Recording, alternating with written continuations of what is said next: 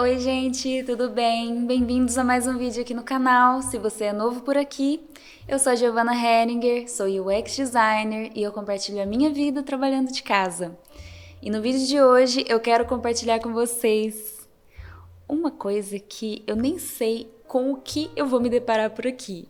Eu vou reagir ao meu primeiro projeto de UX design. Então meu notebook tá aqui no cantinho, vou pegar os arquivos aqui, resgatar esses arquivos, abrir todos eles, explicar para vocês qual foi o contexto da criação desse primeiro projeto e vou analisar tudo que eu fiz, tudo que eu pensei e tentar trazer uns insights aqui do que eu faria diferente se eu estivesse fazendo esse projeto hoje. Então, só fazendo um adendo aqui rapidamente, o meu início na área de UX não foi em uma vaga específica de UX e UI design.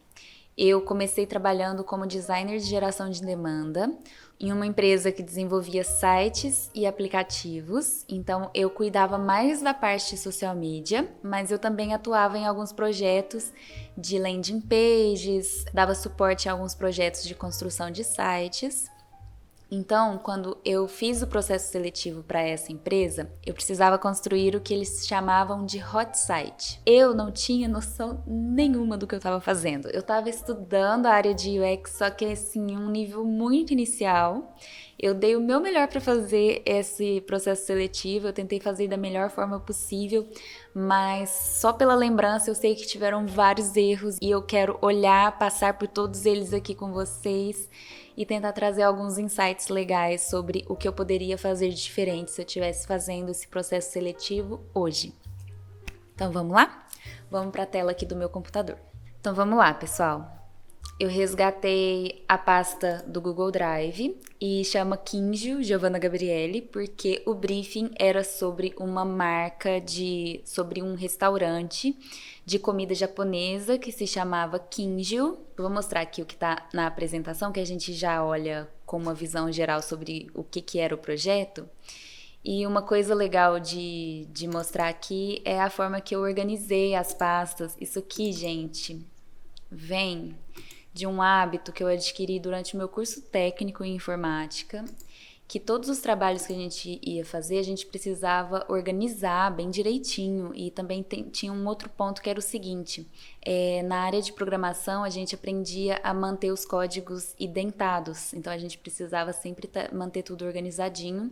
E como os professores do curso técnico, grande parte deles vinham dessa área de programação, eles eram bem metódicos. Eu lembro de um professor que quando a gente ia mandar os trabalhos por e-mail, a gente tinha que colocar entre colchetes qual que era a matéria, aí depois renomeava as pastas com o número do trabalho, colocava o nome do aluno. Tinha uma série de regras para que a gente pudesse enviar os trabalhos da forma mais organizada possível. Então, nessa época, eu criei esse hábito de manter os meus arquivos muito bem organizados. Então, isso é um ponto que já dá para ver aqui no envio. Foi assim que eu enviei esse arquivo do processo seletivo.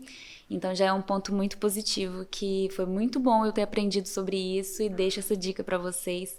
Sejam organizados, organizem bem os seus arquivos, organizem bem as suas documentações para que você possa consultar com facilidade no futuro e para que você possa mostrar para as pessoas que vão te recrutar no futuro que você é uma pessoa bem organizada. Então vamos lá, vamos abrir primeiro aqui a apresentação. Então eu coloquei aqui em um mockup, porque eu tinha desenvolvido o logo, era identidade visual com um logotipo e um hot site, se eu não me engano.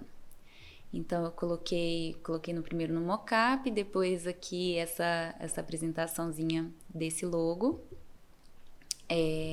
a versão vertical e horizontal do logo.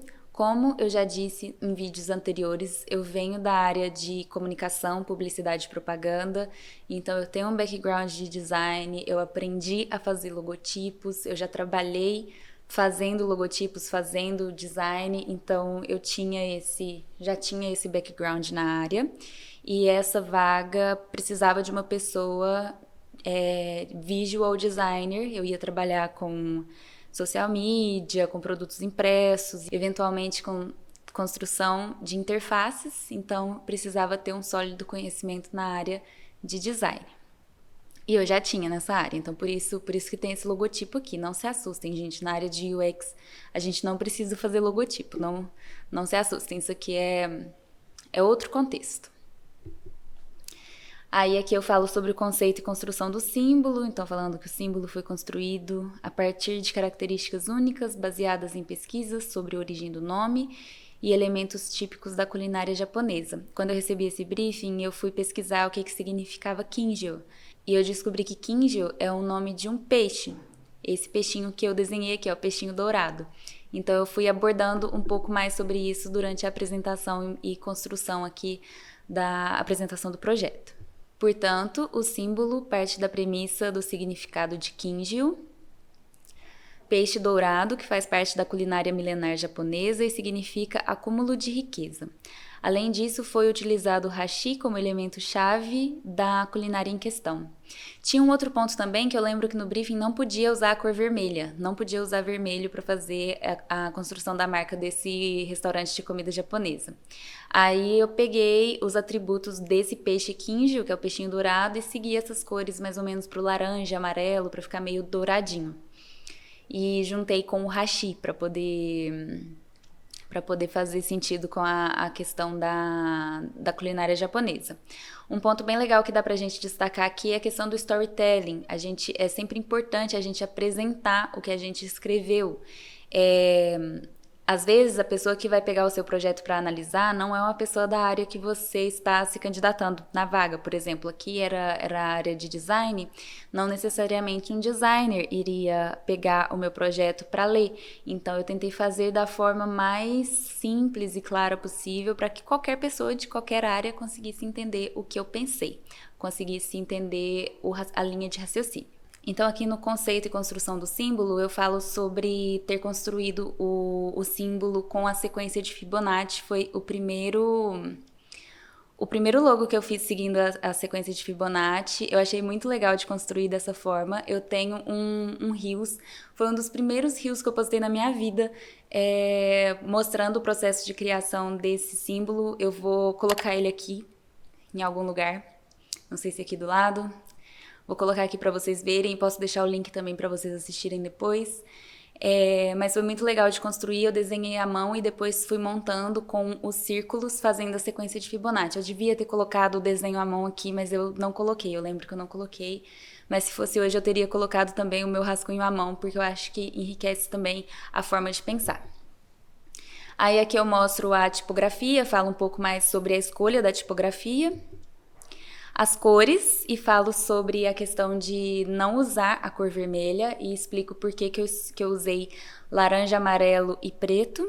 Então, tudo relacionado ao peixinho Kinjo, que eu fiz a pesquisa aqui, entendi que seria uma boa usar ele aqui na representação. Então, mesmo não sendo da área de UX e sendo iniciante na área de UX, já dá para levantar alguns pontos positivos aqui. Storytelling, pesquisa, conhecimento de psicologia de cores, a questão da sequência de Fibonacci, que também é um ponto bem positivo, a gente conheceu um pouquinho mais sobre isso. E aí eu mostro aqui as aplicações numa sacola, essa aplicação no papel, que é um mockup também, e aí a gente vai pro hot site. Então, vamos lá olhar esse hot site para ver como que ele tá. Então, essa é a apresentação, né? Também tinha social media. Nossa, gente. Mas eu melhorei muito. Olha isso aqui. Meu Deus, eu fiz a capa e um post. Nossa, ficou muito ruim. Não, eu fiz o melhor que eu pude com os recursos que eu tinha naquela época, mas ficou bem ruim mesmo. Enfim. Então tá, esse era o meu e-mail, o meu contato. Então vamos dar uma olhadinha aqui. Então, como eu disse, tem a marca, né, e a defesa da marca. Acho que eu repito aqui o mesmo arquivo. Sim, eu repito o mesmo arquivo. Coloco a fonte, para caso eles precisassem baixar. E tem o logotipo aqui em Adobe Illustrator. Eu não vou abrir porque não é o foco do vídeo. E eu já mostrei a construção do logotipo anteriormente. Então vamos olhar o hot site. Meu pai amado. Aqui, eu fiz no Adobe XD. Aqui um ponto bem interessante. Eu fiz no Adobe XD porque eu sabia que existia o Adobe XD e o Figma. Só que eu achei que o Figma seria difícil. Olha pra você ver o preconceito. Achei que o Figma seria mais difícil do que o Adobe XD. Eu pensei assim, eu já tenho alguma familiaridade com os produtos da Adobe, então eu acho que o Adobe XD vai ser mais fácil. Foi isso que eu pensei. Realmente foi tranquilo, eles são muito parecidos, então depois para aprender o Figma foi de boa, foi bem fácil, então sem grandes dificuldades. Mas aí aqui eu coloquei o logo, tá com fontes ausentes, eu não sei se...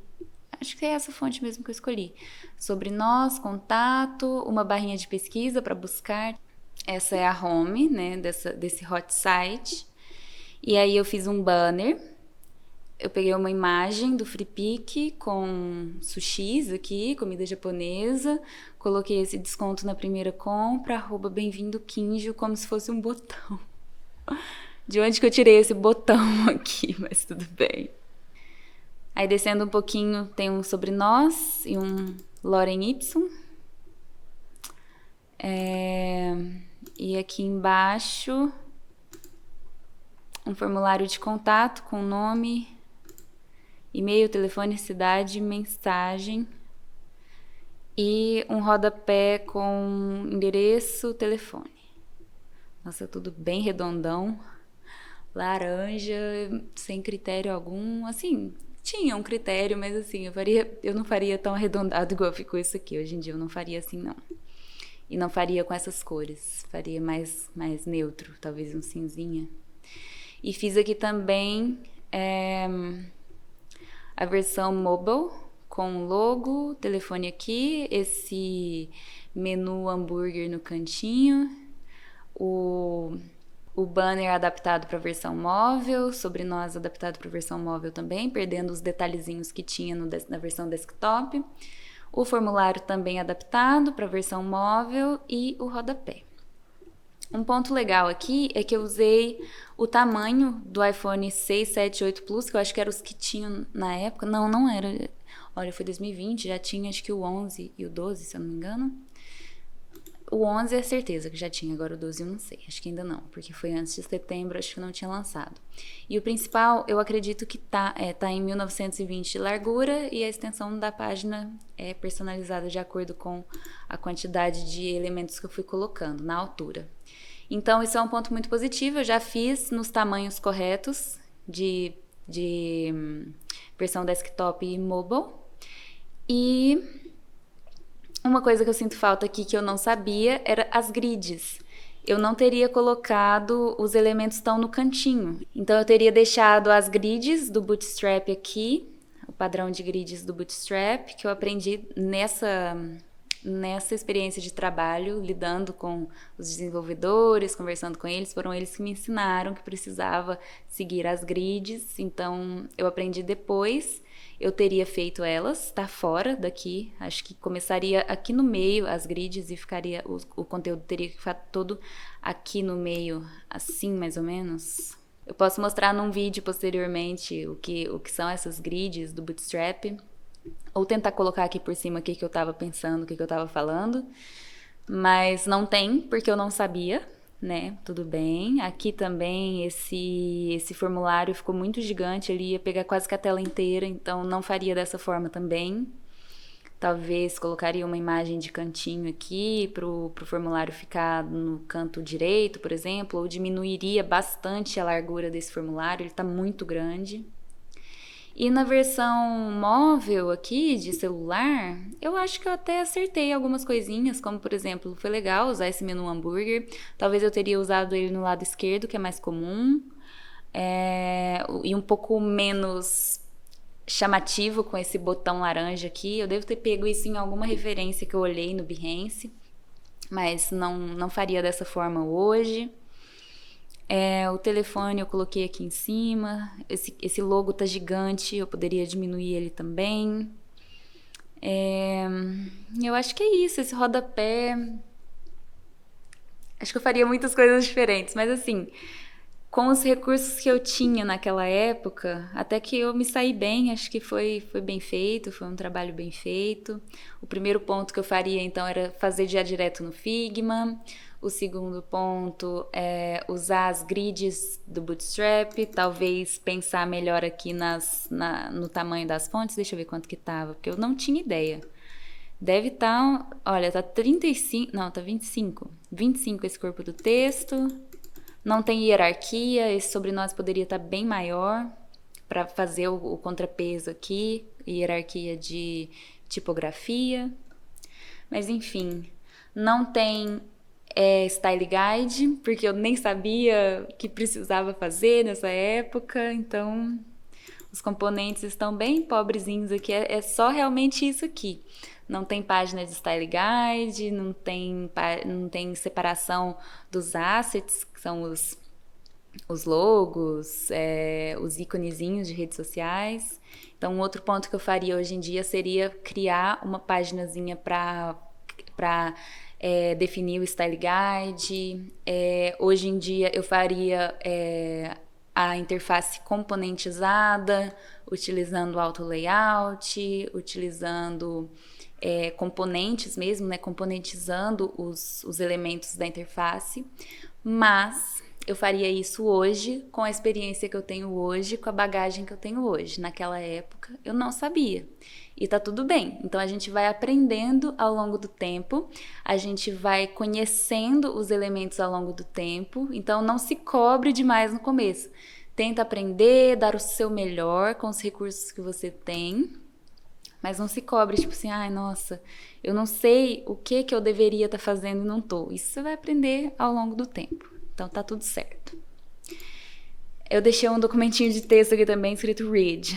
Fontes utilizadas, Avenir, Next, LT, Pro, não sei o que, Lato Medium. Caso a pessoa não conseguisse baixar, eu acho que eu coloquei aqui. Não, eu não coloquei, mas eu deixei a fonte escrita para que a pessoa conseguisse baixar. E aí eu juntei os assets aqui, coloquei elementos. Ele não está organizado por arquivo, acho que por causa desse computador aqui, classificar por tipo. Mas ó, estão todos aqui, ó. As imagens que eu usei, então a imagem do banner. Acho que o ícone do Google, o ícone de localização, aí vai todos aqui. Eu salvei em PNG e em SVG. Olha, eu não sabia que precisava ser em SVG, mas eu já pensei nisso de alguma forma naquela época. E realmente, os arquivos de ícones e tudo mais, a gente precisa exportar como SVG. Então, isso tá certinho, pontinho pra mim. E a apresentação do hot site, eu colei acho que o mesmo arquivo. Ah, não, eu só exportei ele em PDF, caso tivesse algum problema para a pessoa que fosse abrir, não tivesse o Adobe XD para que ela pudesse ver. Então eu exportei em PDF e em PNG. Não vou abrir aqui porque a gente já olhou como que é. Então bem legal, mais uma vez, um pontinho para organização, tava tudo organizadinho, tudo certinho.